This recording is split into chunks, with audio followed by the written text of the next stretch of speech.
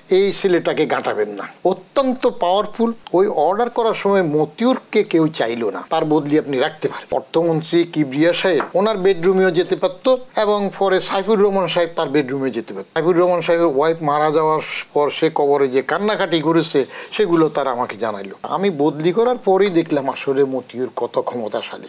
NBR এর সাবেক chairman Motiur Rahman sir, আপনাকে দিয়ে একটু শুরু করি আমরা। আপনি জানেন যে ঈদের আগ থেকে আসলে এই যে ছাগল কাণ্ড, একটি ছাগলকে নিয়ে যা হলো, অবশেষে আসলে একেবারে পাহাড় সম সম্পদের তথ্য উঠে এসেছে। কাস্টম এক্সাইজ ও ভ্যাট আপিলাত ট্রাইব্যুনালের সদস্য মতিউর রহমান, যার বেতন ৭৮,০০০ টাকার কথা বলা হচ্ছে, তার বাবা একজন প্রাইমারি শিক্ষক, কিন্তু তার সম্পদ এখন ১,০০০ কোটি টাকার বেশি, এমন তথ্যগুলো গণমাধ্যমে আসছে। আপনি এনবিআর চেয়ারম্যান ছিলেন, আপনার অধীনে আসলে চাকরি করেছে মতিউর রহমান, তাকে আপনি চেনেন এবং জানানো, আমরা যতটুকু শুনেছি আপনি একটি বইও লিখেছেন এবং ৩টি বই লিখেছেন এবং সেখানেও কিন্তু মতিউরের কথা আপনি লিখেছেন। কি লিখেছেন সেটি আমরা জানতে চাই, মতিউর সম্পর্কে জানতে চাই। সে কেমন ছিল, সম্পদ অর্জনের তার যে প্রক্রিয়া, সে এখনো কর্মরত রয়েছে এনবিআর এ, সেই প্রক্রিয়া সম্পর্কে আপনি যদি কিছু জানাতে চান। ধন্যবাদ। আসলে কোনো কর্মকর্তার কিংবা কারো সম্পদ নিয়ে যদি প্রশ্ন উঠে মিডিয়ায় আসে, তো সেটা যেই সরকারি ক্ষমতায় থাকুক সহজভাবে নেই বলে আমার মনে হয় না।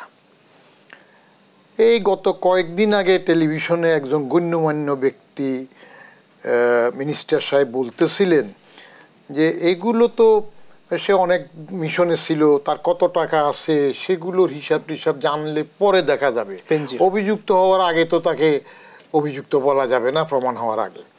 এই জাতীয় কথাবার্তাগুলো আমরা ভালোভাবে দেখি না। হ্যাঁ, তদন্ত হচ্ছে পরে বলা যাবে, it is more than enough. কিন্তু ও ওইখানে ছিল, তার কত রোজগার করছে সেগুলা দেখতে দেখতে হবে, সেগুলো একটু ভিন্ন শুরু হয়ে যায়। মতিউরের বিষয়ে আমার একটা বড় এক্সপেরিয়েন্স ছিল।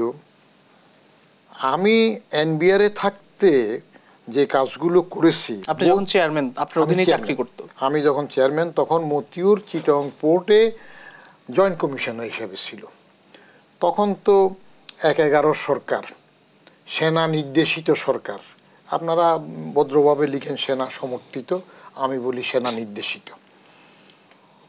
তো আমি বদলি করার সময় আবার ১/১১ সময়, ১/১১ সময় তখন আপনি এনবিআর চেয়ারম্যান। জি, বদলি করার সময় তো আমি যেন বদলি তদবির হতে না পারে সেই জন্য আমি বদলি আগে দিয়ে একটা হোমওয়ার্ক করি, পরে আমার মেম্বার সাহেবদেরকে অফিস ছুটির পরে নিয়ে বসে বলি যে আপনাদের কোনো চয়েস থাকলে কাউকে চাইলে টাইলে বলেন, কেন চান সেটাও বলবেন, আমি সেভাবে দেবো আর অর্ডার করে ফেলবো। এবং এই সন্ধ্যার পরে বসলাম, রাতের 10টার মধ্যে অর্ডার করে ফেলি।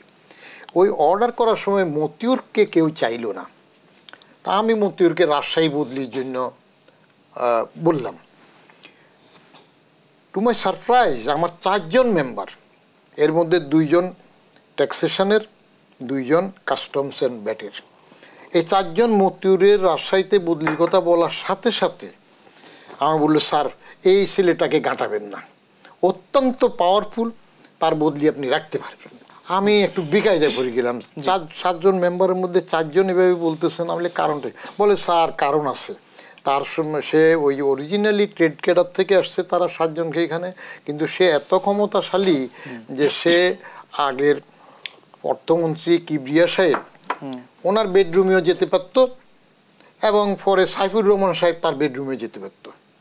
এমনকি সাইফুর রহমান সাহেবের ওয়াইফ মারা যাওয়ার পর সে কবরে যে কান্নাকাটি করেছে সেগুলো তারা আমাকে জানাইলো।